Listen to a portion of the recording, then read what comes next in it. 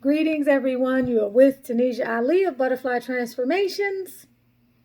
My goal is to help you gain clarity, to clear and heal your energetic and emotional blockages, to uplevel your mindset, and to help you to manifest the glory of God that is within you. We're talking about a very important topic today: how to get over a no good man. This is a very difficult topic to dialogue about because it's not something that's easy to discuss. It's not something people like to think about. And also, it's something that can be controversial. I don't expect my opinion to be popular with everyone. I'm not looking for validation, and I'm not looking for praise. But I am going to tell you what I think about this topic. I do have some experience with this topic, some personal experience, and I no longer am having these experiences, but I know what I went through when I was having these experiences. And one person's level of experiences have everything to do with where they are on their energetic continuum. So while I may not have had some of the worst experiences, I could have had a lot better experiences as well before getting to the point to where I am today. We know that women outnumber men on this planet, but there's no reason for us to still settle. And above and beyond that, I'm one of those people that feels like with everything in life, we have to really understand what it means to be a creator of the experiences that we have, even if we are ignorant about what we are creating. And when I say ignorant, I mean no disrespect. Ignorant simply means not to know something. So we can be operating in our life in a state of ignorance and not know that we are creating the very experiences that we don't want to have. So I've come up with what I feel are, how many did I list? I believe 8 reasons, or 8 things, realizations, some of them that can help you to get over a no good man. So I want to ask you first, and these are just open questions as you watch the video. Just ask yourself these questions, and if one of these questions applies to your situation, just kind of hang out in that space for a second. Are you or have you been more recently in a situation that involved a relationship where you were not emotionally fulfilled? Meaning you did not feel important, you did not feel valued, you did not feel heard, you didn't feel validated. Are you currently or have you more recently been in a relationship with a person who's a serial cheater? Okay. Are you currently or have you been in a relationship with someone who cannot bring financial stability to you or complement what it is that you already bring to the relationship or to your own life in terms of financial stability and security? Have you been in a relationship where you were abandoned or someone walked away from you when you felt that you were in a relationship and to the point to where you were shocked by their departure?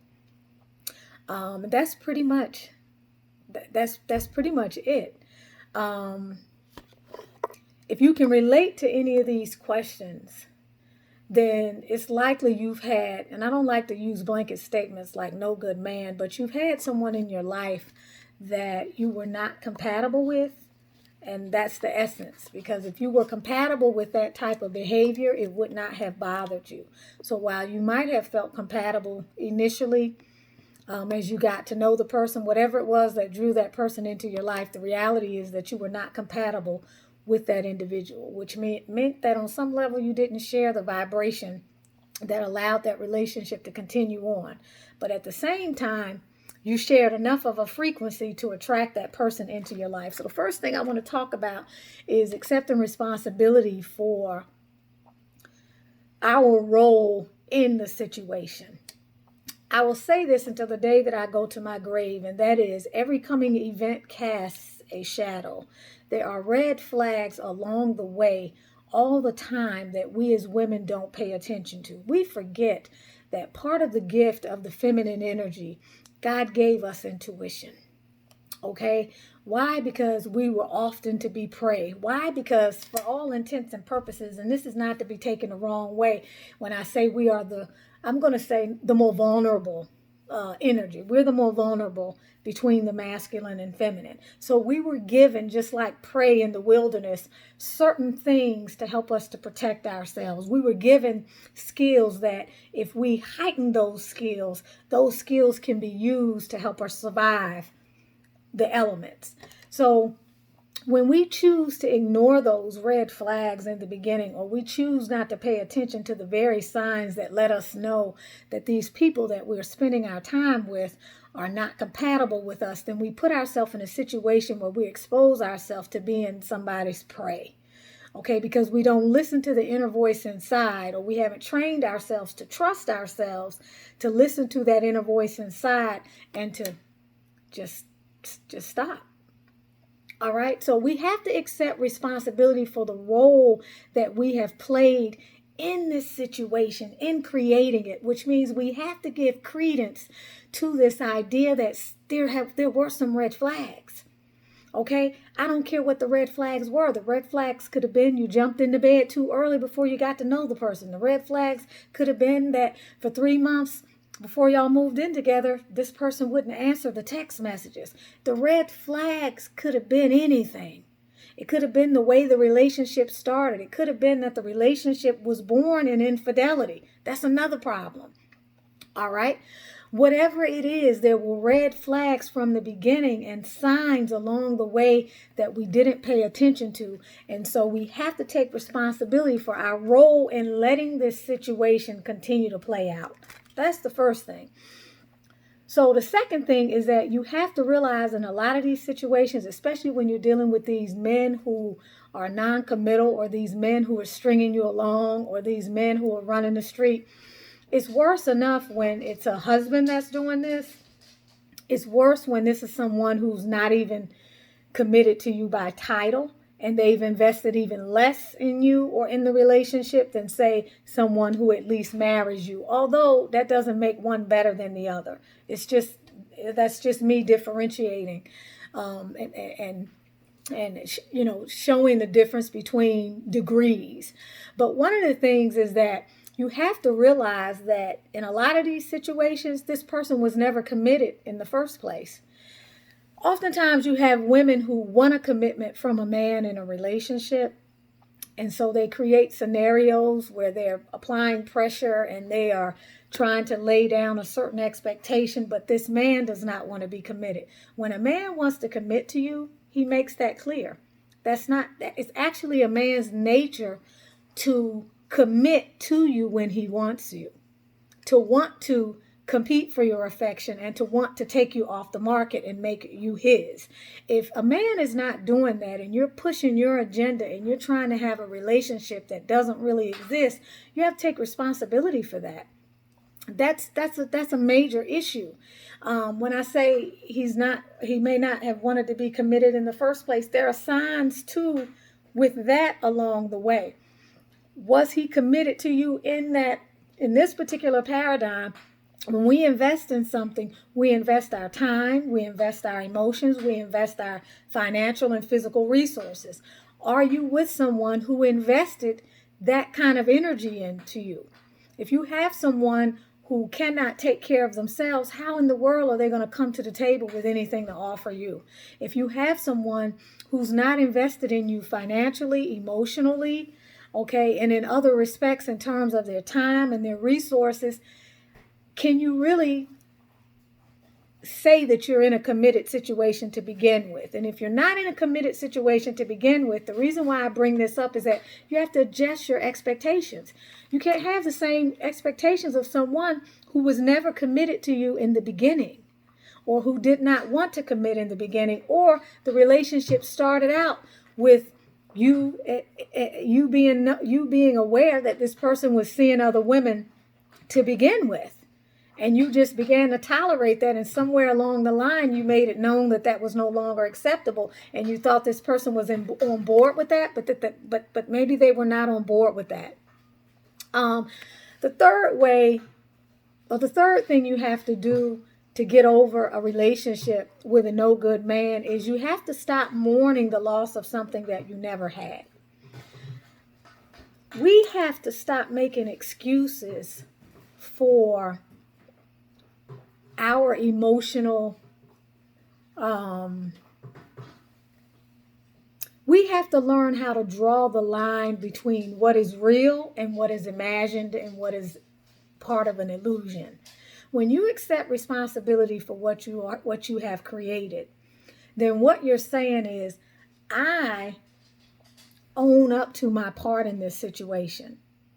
And when you put the responsibility on yourself for what it is that you have experienced, or at least part of the responsibility on yourself, you can't afford to see yourself as a victim. As long as you see yourself as a victim, as someone that was hurt by something that somebody else did, and you don't validate your role in that situation, you're going to be dealing with the residue from a place of disempowerment. You have to recognize that what has happened for any number of infinite reasons, but that it is actually signaling growth for you, and something is being taken out of your life that had no business being there in the first place. That can be difficult, but you have to stop mourning the loss of something that you never had in the first place. This does not speak to everybody. Those people that this speaks to, you understand what I'm saying. Many of you are in relationships with people who never invested anything to begin with. You were paying for everything. They came into your home and were living with you. They were driving your car. You were helping them pay their bills. They were living their life like an adult child. Okay, you hear me talk about that king of that Knight of Swords and that Knight of Wands. These adult children, okay, who can't be responsible in their own life and take care of their own situations. And then here you come trying to play mommy to them. And when they rebel, we don't understand what happened. That's a serious issue that we have to be willing to tackle. It's very serious, and we have to see it for what it is. So you have to deal with the reality of what you helped create, and you have to recognize that you deserve to be free and not to continue suffering, and that what it is that you thought you had, you didn't really have. And as you grow and you find that real divine life partner that is deserving of you, you will realize that what you felt for that person was something that was immature, that more than likely was something that wasn't any true love in the first place. Because our first and foremost primal instinct is self-preservation, right? So for somebody who's jeopardizing that, you have to ask yourself, am I in a state of emotional health to really be in a space where I can say that what this is that I feel for this person is love, or what does love really mean to me? And is love allowing, do I feel loved when someone is hurting me? Do I feel loved when someone is violating my trust? Do I feel loved when someone proves time and time again that I'm not valuable to them? So is what you really feel love, or is it an intense need for someone to fill a void? We have to ask ourselves these questions. The fourth thing we have to do is we really have to stop avoiding the pain of it. Meaning, you got to let it come out. You got to mourn the loss. You got to deal with it, a few times, and then you got to move on. But you have to express that. You have to get that out. You have to live in the light of what happened. You can't hide it from other people, which is what I did for some time. You can't hide it from other people. You can't act like it didn't happen. You can't act like you were hurt. You can't be worrying about keeping up appearances. You got to deal with the reality of what happened in your experience so that you can put it behind you. And putting it behind you is not looking for the next replacement, because all that's going to do is bring more of the same energy into your life. The fifth thing you have to do is that you really have to understand that this person came into your life to teach you a lesson that the people before him could not teach you. And that if you do not learn that lesson, then every other relationship that you have is going to come in to teach you the same lesson. You hear this a lot, but people really don't get this. The relationships that we are involved in mirror us. People come into our lives to teach us more about ourselves. If someone treats you like crap, it is because you treat yourself like crap. If you come to someone with an energy of desperation, you're going to get the outcome of what that energy of desperation brings into your life. This is not an opinion. This is a fact. We attract what we are into our lives. We do not attract what we want into our lives. We attract what we are. Every relationship in your life, if you look at that relationship, it represents a certain level of consciousness that you were at during the time that you had that relationship. Period. End of discussion. You can't take issue with that. And if you do, good luck. But you got to understand that, beautiful people. You got to understand that. So this person came into your life to teach you the lesson, and what you have to do over time in your healing is try to figure out what that lesson was and where that hole came from. Always the lesson has to do with something that relates to self-love, self-worth, or your identity. You knowing who it is that you really are and valuing who you are. Okay, the lesson is always going to go back to that. And you will learn that lesson in this earth school time and time again. You will repeat the class, one failure after the other, until you eventually pass the class, whether it's in this life or in the next life. All right. Number 5. This might even be number 6. How do you get over a no good man? Is you have to have high standards. You have to set high standards for yourself. You have to have non-negotiables. You have to have things that you do not relinquish your attachment to when it comes down to how you decipher who is worthy enough to come into your life. You deserve the best, but if you don't think you deserve the best and you're willing to accept less, this is the kind of situation you're going to be in. Let me give you an example. A lady that I know, dating a man. She has car problem. All right. So turns out she needs a battery, of which someone that I know purchased a battery for her and put in her car. But during the time that he put this battery in her car, her so-called man, or her boyfriend, or the man that she was dating at this time, was actually there. And this person mentioned to my husband that he offered to let her borrow his battery. Now let's look at that situation. Something as seemingly as insignificant as that. You have a man in your life that you're seeing and you need a battery for your car, and he offers to lend you his battery. That is supposed to tell you who this person is that you are dealing with. You've been dating this person for a few months now, and this person does not think you're worth $80, or they don't have enough resources to give you a battery if you need a battery, when 9 times out of 10, if that person needed something, she would be there to provide what was needed. We have situations like this times a million. Far, far worse. But these are the small things that people do to show you who they are in the very beginning. Times are changing. And the situations that many women are in relationships, we don't have to be in. We've got to stop this business about needing to be in a relationship to feel like we can have a worthwhile life. And we've got to stop this business about turning away men in relationships who don't meet certain requirements that we have, and then letting these other men come in who don't meet those requirements either, but they don't even meet the requirements that the halfway decent men could meet. But because he looks a certain way, or because he doesn't give the air of some of the other energy that you may be, without being conscious of this fact, thinking that, let me start over. It comes down to turning down relationships with men who could be worthy partners for you because they don't meet a certain baseline criteria that you have determined was important to you, but it's not the 20% that creates the 80% of the result. Instead, you're going into these relationships where these people have this shallow 80% that's creating less than 20% of anything.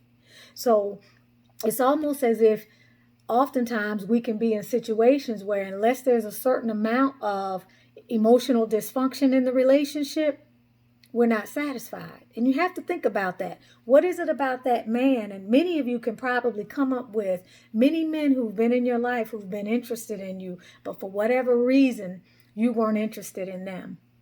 And instead you chose someone else who dogged you, who couldn't provide for you, who didn't maybe have the whatever it was you were looking for. Maybe it was that swag, maybe it was something else. And so you let a good one get away, and instead you let something in that the cat drug in. That's very real. Women do that all the time.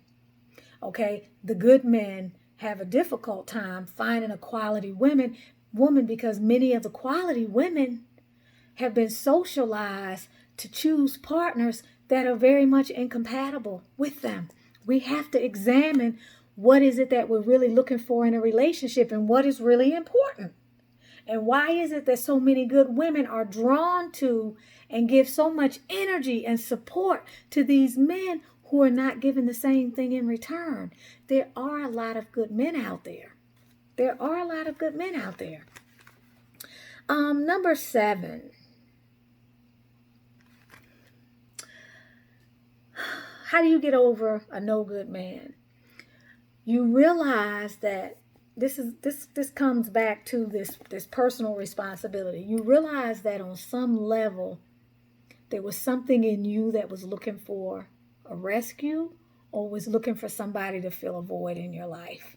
And that for that reason you allowed yourself to get entangled with an individual that wasn't on your level in the first place, or someone that you knew very early on was not quality material. That's very real. Like you really have to recognize that when you have an energy of needing a relationship, you don't give yourself the time you need to evaluate, is this a suitable partner for me, or is this someone that I just need to be friends with? So you take all of your needs to that relationship. This person pays you a little bit of attention and suddenly they have the key to your heart. And they don't even have to work for it. And they haven't put any time in, and they certainly haven't invested anything. So there's a void that has to be filled, but that void can only be filled by you. That person, they can't fill that void. It's not their job to fill the void.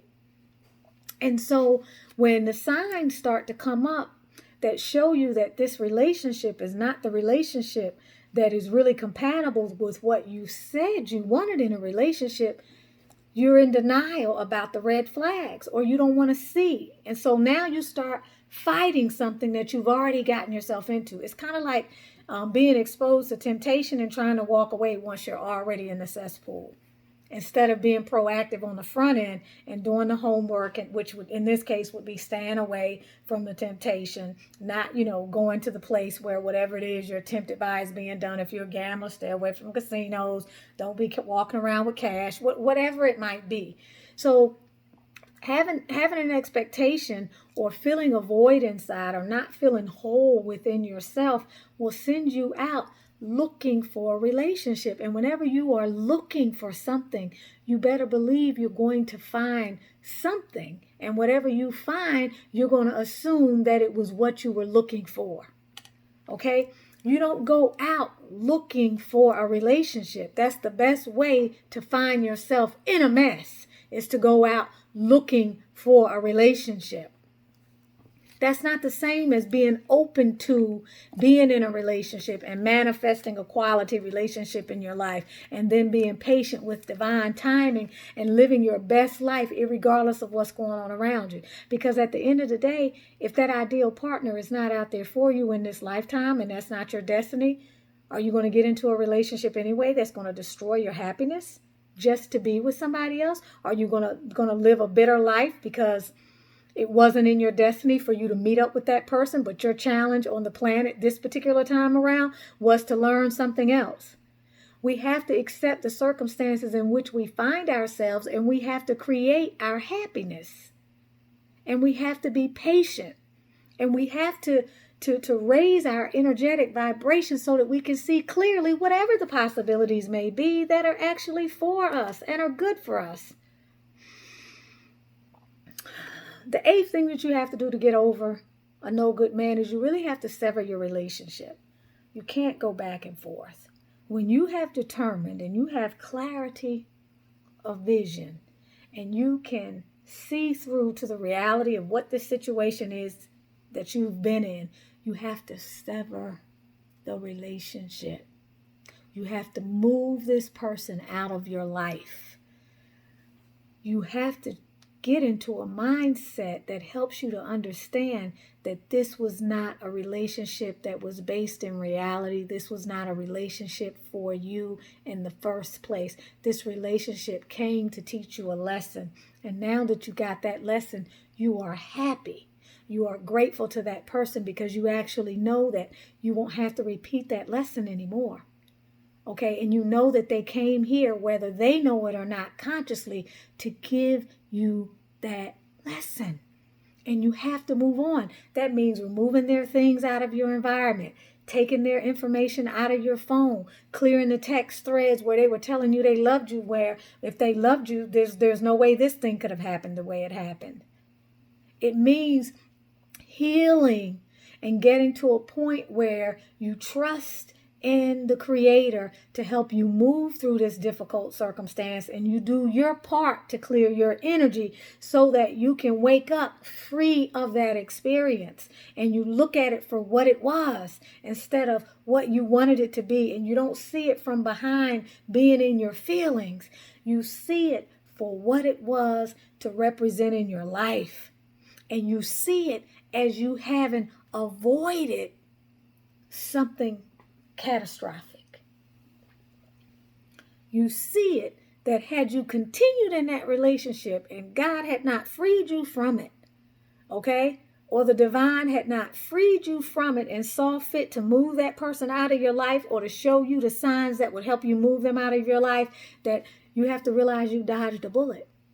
And you got to be grateful because, y'all, time is precious. And the time that we put behind these piss poor relationships with these people who can't level up, and the subsequent emotional turmoil and the physical health issues that can come about as a result of pouring energy into something that's not giving anything back, you can lose years off your life misinvesting your resources into a relationship that you had no business being involved in the first place. Imagine if you have children with these individuals. Imagine those people that are in these karmic relationships and still having trouble freeing themselves because they're holding on to something that does not exist. It exists in your head, but the head ain't never told the truth about anything almost. And certainly we can't believe what we see with our eyes. Your heart will always let you know. And we as women, as I mentioned at the beginning of this video, you have to love and trust yourself enough to listen to your heart. By the way, we're in the middle of our 30-day self-love challenge on patreon.com/Sanisha Ali. You need to come and join the spiritual community over there. It will help you to up level. It will give you company on this spiritual journey. It will help you do the healing and the inner work and reflection that you need to do. And you will have a soul tribe of people who are moving and traveling the same frequency. But this whole thing about, continuing to cling to something after it's long gone and telling yourself a truth that simply is not a truth. Guys, we have to really define for ourselves what it is to be loved. What does love feel like? We're just getting to the point where we're trying to examine what self-love is. We think we know what it's like to be loved, but if you don't know what self-love is, ain't no way in the hell you're going to know what it's like to be loved. How are you going to? What is going to be your frame of reference? If you don't love yourself, how are you going to know if somebody else loves you in the first place? And if you don't know what self-love is, if you don't know what love is, then you can mistake anything for love. So you got to ask yourself, what is love really? What do I need to feel loved? And you have to make sure you look at the various aspects of what you need financially, what you need emotionally, what you need physically in your life, what you need in terms of a spiritual partnership, and whatever else it is that you need in your life in order to feel love. What does that look like for you? And when you're not feeling that, and a person is not interested in doing their part to help build a relationship where there's mutual reciprocity, you have to call into question why it is that you're in that situation and you have not made your break. Doesn't matter what the situation is, because we can make excuses for years for why we sit in these relationships and let them suck our blood, okay? Take our life force energy. Seriously, life is for the living. And you deserve to live the best life. And in order to live the best life, you have to be willing to up level. And you got to know what the heck up level means. You can't say I'm living my best life and then be putting up with stuff like this. Or you can't think that you are commanding a certain quality of relationship when you are giving off a vibe of desperation and you're jumping from the pot into the, or what do they say, jumping from the I can't remember, from the fire into the flames, I don't know, but jumping from one bad situation into another, maybe because you have a fear of being alone or you want to be in a partnership. Y'all, we have to love ourselves more than the love we expect to get from somebody else. When you love yourself, you need very little from anybody else. You certainly don't need them to feel loved, and you certainly don't need them to make you happy. What they can do is share in your happiness. Your happiness should come from within you. Okay? Being in a codependent relationship where you need someone else in order to feel whole, that's problematic. And that's at the source of a lot of this. So the inner healing that needs to be done, the inner child work that needs to be done, the sacral chakra healing that needs to be done, it needs to be done. We have to look at these issues. So, severing that relationship with that person, moving their things out of your physical environment, emotionally clearing that person. You may need to do some cord cutting and some womb work, literally some rituals in order to move this energy out. But just know that at the end of the day, in time, you will be healed. Be grateful that you dodged a bullet. And I promise you that as time goes on, you will understand what the lesson is that person was supposed to teach you. And there will come a day where you will look back on that relationship and you will be thankful for it. If you learn the lesson you were supposed to get, you'll be thankful for it. If you're not thankful for it, it's because you didn't learn the lesson you were supposed to get. And you ain't ready. I'm serious. I don't care what happened in that situation. We get to determine the length of our suffering. Pain is one thing. Suffering is an entirely different thing. Okay? I say a lot of times, a coward dies 1,000 times, a soldier dies but once. We have to make some tough decisions in our life, and we can't keep revisiting the same old patterns again and again and again. And we can't take ourselves back and forth through these levels of emotional pain like this. At some point, just through the mercy of the Creator, we are thrown a life raft. And when that life raft comes, we have to take that life raft and we have to start moving forward. We can't look back. By the time a relationship comes to the end, it's time for it to come to an end. By the time you gather up the strength to leave a relationship, it's because you are now ready and you have all the tools you need to do that. That has been ordained. It is a part of the divine decree. It is now time to move on from that relationship. And whether you realize it or not, you have everything you need to walk forward and never look back. So if you are in a situation where you are healing from being in a situation from a no good man, after you accept your responsibility for your part in this and you realize that you helped to attract this relationship, but part of the mercy of this relationship was that it's an experience that your soul needed to have during this particular lifetime adventure, then now it's time to heal, it's time to move forward, and it's time to give yourself permission to walk in the divine light that is you, and to attract a better relationship into your life at some point, one that you're ready for, one that accentuates your feeling of wholeness, and one that allows you to shine, and one that is equally yoked and does not involve you taking care of someone or trying to help grow somebody up. Ladies, we have got to stop mothering these individuals. You are not there to be a mother to your husband or your boyfriend.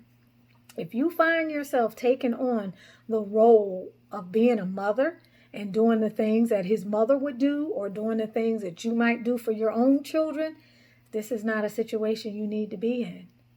You're not supposed to be taking care of him. You're not supposed to be serving his needs. The two of you are supposed to be meeting each other's needs. Okay? It's a two-way street. Okay? You're not supposed to be having to grow him up. You're not supposed to be having to help him fulfill his dreams. Okay? Which is something I made the mistake of doing in my naivete. Investing my life and time and hard-earned money trying to help build somebody else's life who did not have their stuff together and who had not climbed the same rung of the ladder of life that I had climbed, and trying to reach back and pull that person up and siphoning my energy and my health and some of the best years of my life, or so I thought. These are the best years of my life. And that's why I tell you I look way different now than I did back then. And I am so serious. But you can walk away and you don't have to look back. And each time you look back, and I have this on one of my first or second videos for this channel. I think it's called How to Get Over Your Ex.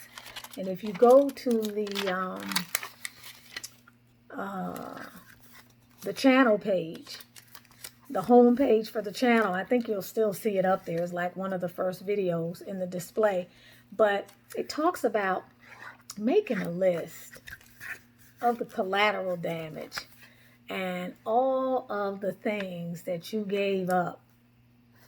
And even in terms of your time, your life force energy, your finances, maybe the embarrassment, the humiliation, all of the things that you sacrificed and had to pay the price for making the decision to stay in this relationship. And really look at the collateral damage. Survey the damage. It just the same way as if you were an adjuster. I think that's what adjusters do. And look at the liability that you endured as a result of this relationship. And you have to ask yourself, didn't I deserve more than this? And what is it about me that allowed this to happen? And how am I going to ensure that this doesn't happen to me again? So you're with Tanisha Ali of Butterfly Transformations, helping you to get clear, to up-level your life, to heal your energy, and to manifest the glory of God that is within you. Please leave a comment on this video if something in this video has been eye-opening for you, or you can relate to something that I said to you in this video. Please share. And if there's something that you would like me to talk about in terms of a topic, let me know. And if you have not purchased my book, Manifesting Your Masterpiece, on Amazon or Barnes & Noble, go ahead and do that. There's a link to that as well in the description, and definitely sign up for Patreon.